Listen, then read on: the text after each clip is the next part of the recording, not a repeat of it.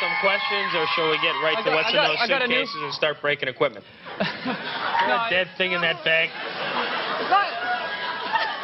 See, we went on a road trip this summer. Yeah. Oh, Tom, don't. Oh, Tom.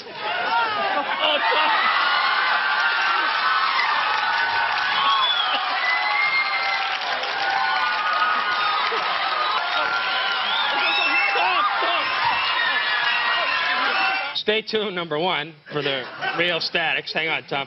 And number two, a surprise visit from the Humane Society.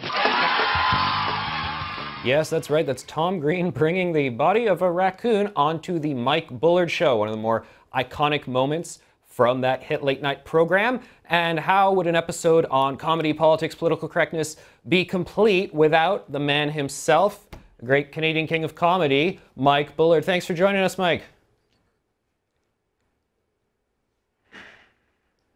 I was just trying to scare the control room, Anthony. I That was. I just want to make everybody think you hadn't paid your satellite bill. All right, Mike, I gotta tell you. Maybe we haven't. Mike, Did I have you going there? Yeah, you did have me going. I gotta tell you. There was one clip that I was trying to source. I remember when you did this thing. You were a spokesman for Dr. Bernstein's Men's Health Clinic. Yeah, not really, but okay. Okay, fine. And then you got some liposuction or something, and you took it to a diner, and they put it on a grill. I knew this was like fake, and then you ate it and everything. And I gotta say though, relating back to that clip, we got all this cannibalism, zombie stuff going on, and I really think you should take responsibility for starting that, that international trend. And as far as the cannibalism thing goes, and them, you know what? Why aren't we laying the blame where it belongs, which is the post office? I'm here, so I want to take your point of view on everything. FedEx would have gotten that stuff to people a lot sooner, 2-3 days tops. That guy might have still been alive, yeah. So you're now hosting a program on News Talk 1010 lunch hour program. I mean, what's the difference here between going from a really comic medium to a news talk politics medium? Nothing. There? I turn it into a really comic medium. I do the same thing I've always done, but I do it there. And you stand out a lot more. You stand out a lot more when you're there with John Moore, Jerry Agar, and John Tory. You stand out more. So you're the funny man to the straight man. Yeah, noon to 1. Don't tell John Moore that. Noon to 1. Great. Noon to 1. Excellent. Now, do you think that political correctness has changed recently? That's the main thing we're asking all the guests here. You were around to be, what year did you start comedy? 89. 89. So how do you find things are different now? People's appetite for this sort of stuff you're going to say? I think people are too easily offended. You know, they have a tendency to read a joke into something even when it's not there so that it can serve their purposes.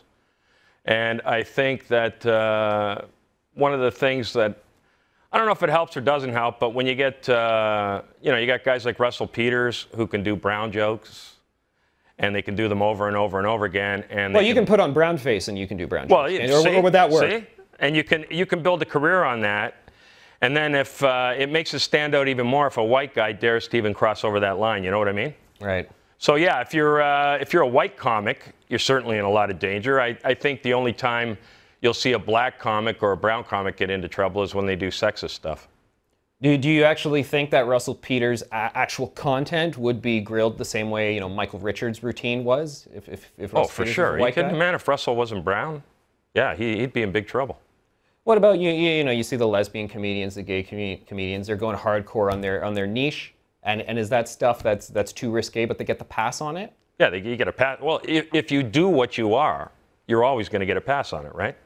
If you're an Irish comic and you do jokes about alcoholism with the Irish, you're going to get away with it.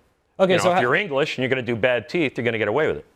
Hey, no, I'm getting work done soon. No making fun of me. Yeah, so a young comedian comes up to you and says, "Hey, Mike, I'm joining the scene, but what's with this PC cool off? What do I do?" And he's a white guy, he's a straight guy, but he wants to be edgy. What are you going to tell him? That he better marry a black woman, then divorce her and marry an East Indian woman. All right, well, let's not pick on Robert De Niro today, okay? Yeah. You can't do it. You cannot do it. What do you think of this? We were talking about the student protest movement the other day. I mean, do you think they're fair game? Do you think we should be ripping into them? Yeah, they're fair game. Yeah, the Quebec students are fair game.